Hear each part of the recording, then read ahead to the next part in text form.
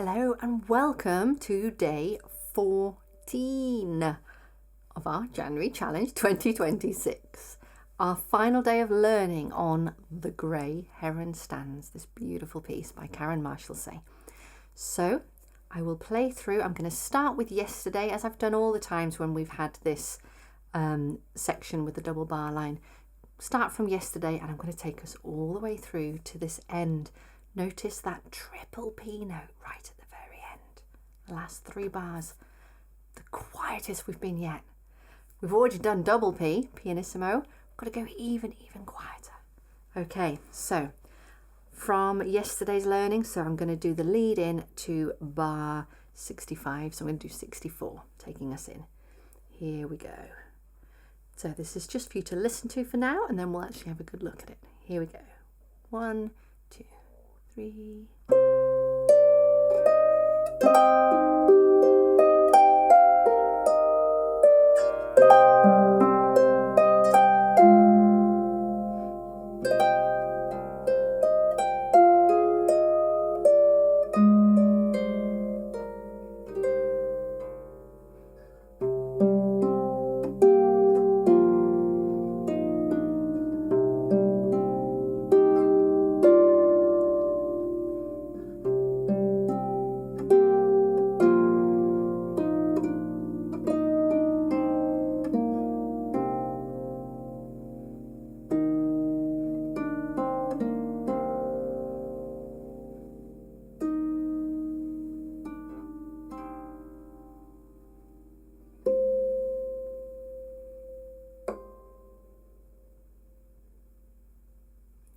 In a way, I do feel like that final note, that right hand note, is possibly the hardest note of the whole piece. We've got to do this beautifully delicate harmonic in the top hand.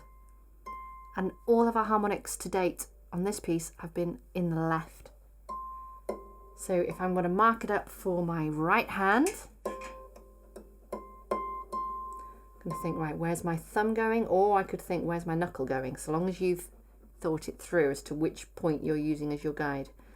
It's a red string, and for me, I'm finding that a little bit harder to mark up, this thinner red string. So I seem to be managing to get pencil on my finger, but not on my... The other thing I could do is I could, even though I don't play this note, I could put it on the clear string next to it, so that, because that is taking the pencil marking better. And I can use that as my guide for where I'm putting it. That has worked for me, worth a try. Okay, so let's have a look at this section. The right hand is tied on from the previous bar. So we had just done our ending, our pianissimo point there. We now have, our left hand goes C, G, C. So one of those, so think about opening up the octave. Then we go down to B and F. So my thumb goes to the black, and I'm going to open up my 3rd finger. I like that shape because if I had my middle finger involved as well, it would be a triad. So it feels like a comfortable shape to open up to. So C, G, C, thumb to the black and open up. And then C, G, C again. And then going up to a D. Okay, D all the way up here, notice, treble clef. It's just a lovely, subtle change again where we just get this, higher ringing out across above. The right hand has a thumb on the G, and then we need finger 2 on the C and 3 on the B. However, our left hand needs to play these notes. So the way I'm getting it ready is my thumb is on the G. I might even have my hand open, but they're not on the strings yet. They're ready to come in once I've played. And I'm going to go on as late as possible to let that C have its value. My bass C becomes important as well to carry that through. Oh, and then my top hand goes to black thumb, 3rd finger on the B. So the 3rd finger was already on the B. So that stays there, and the thumbs move down 1. And at that point, it is exactly the same strings in both hands, just the octave apart. Okay, so if we put that bit together, we have the C, G, C in the left, The right hand's ready with a thumb on the G, and the other two fingers might be hovering. They might be closed in. It depends how you want to be there. If you're comfortable opening up, or if you want to have them hovering over. So we're going to go from the left hand. This is the beginning of bar 73, where it's marked mezzo forte. The left hand will play the C, G, and the C. The right hand's going to come in on that chord, keeping the B and moving the thumb down one, and our left hand is copying that shape. Okay, and then just to finish off, we've got an ED. My E stuck out a bit there. I wonder whether, yeah, I think a 2-3 would be better for me on that E and the D. So I need to write that in so that I do that consistently. So I'm writing the 2 and 3 on that E to the D at the end of bar 74. Okay, so let's try that in time now. So I'm going to count us into that mezzo forte bar. I'm just going to do a couple of bars. Okay, 1 and 2 and 3 and.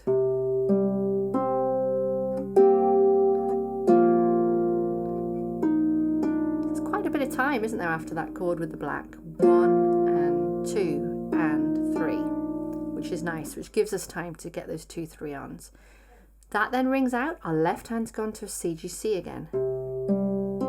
Okay, like we had before. Our top hand is going to do this G, F sound again, but it's going to just do it in thirds this time. So an E and G, that's either side of my black. Really nicely finishing your fingers there, taking it down one. And we've just done a crescendo over that one bar to get to forte.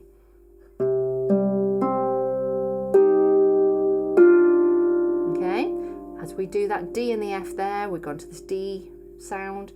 We're adding a D up here. Okay, and we are forte there. This is the loudest we are before the end of the piece. It's not as loud as we have been, but it's pretty up there. And it's been a while since we've done a double F as well, so it can be pretty strong, I think would be good. Okay, so let's put those 4 bars together, starting on the C, G, C in the left, right hand on a G with the thumb, other fingers hovering. This is the mezzo forte bar, bar 73. Okay, 1 and 2 and 3 and black,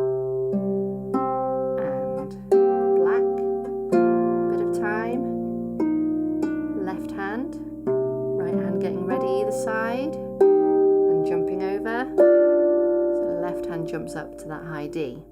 Okay, we then have similar, left hand again, right hand ready hovering over, thumb on the G. So this is just like we've done. Oh, that's that 2 3 again, that E to the D. I'm going to write that in again because right now this piece is too new for me to rely on knowing that I just did it and reminding myself to do it. So da, B and F. And now I've got this finish pattern, 1 2 3 4. So all 4 on from the E, going through the red to the B. And then I'm going to put my finger 2 on this final red. Okay, that is the same as bars 7 and 8 right at the beginning of the piece, where we tried to get a finger 2 on that middle C at the end there. Left hand, so we play the E here, the left hand again has jumped over. Last time we jumped up to a D, we're 1 higher to an E now, matching the E that our other hand is playing. So it would be together. And then as we come to a C, left hand's come back down and is going to a red C. Yeah, worth practicing that a couple of times from the high E. Just do that in your own time, coming back down, but seeing if you can keep that beat, keep that flow. Okay, and then we're into our end section. It's kind of our repeat and fade type feel to it. So our right hand's going to go back on those same notes we just did, the E, D, C, B. Notice a change in rhythm, and we've got a RAL as well. So we've got E, da, dee, da, dum. Okay, so we're holding on to that E this time.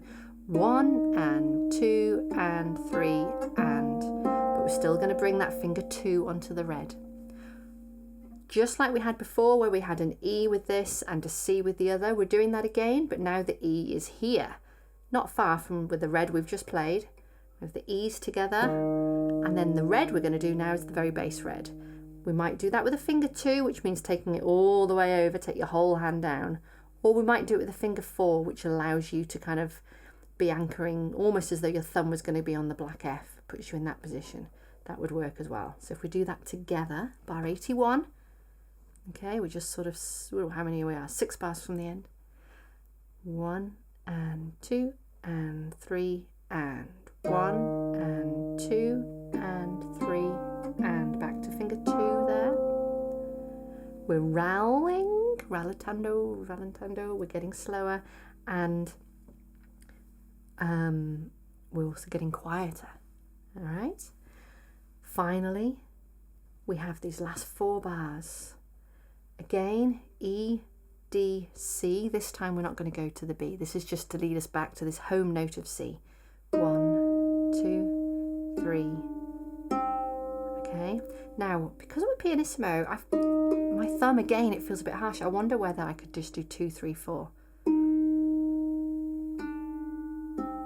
And just notice how I sort of travelled my hand with that, which made it really easy to finish those notes off, finish those fingers. And that, because that first note is pianissimo and we're going to that triple P. So yeah, I really like that. It just, again, it helps with keeping our timbre, keeping our quality of sound much more in line with what the piece is asking, and much more even through our notes. Again, I've written that in because my gut urge, just thinking was, oh, I'll just do 1, 2, 3, but actually, take it right away. Beautiful, okay? Again, left hand is going to do another E going to a C. So we had our high E to this C, then we had this E to this C.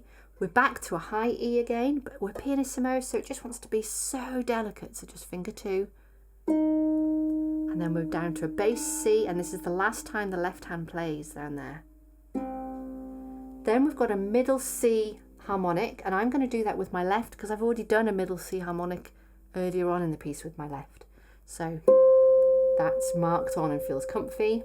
Then I'm going to do a C up here harmonic, and I'm using my pencil mark that I ended up putting on the next string because it wasn't clear enough on my red. There it is. Really worth doing, especially as that is the first time my right hand does a harmonic in this piece. And it wants to be the most delicate, quietest, beautiful one. Not one even that you're desperately trying to make ring out and ring out.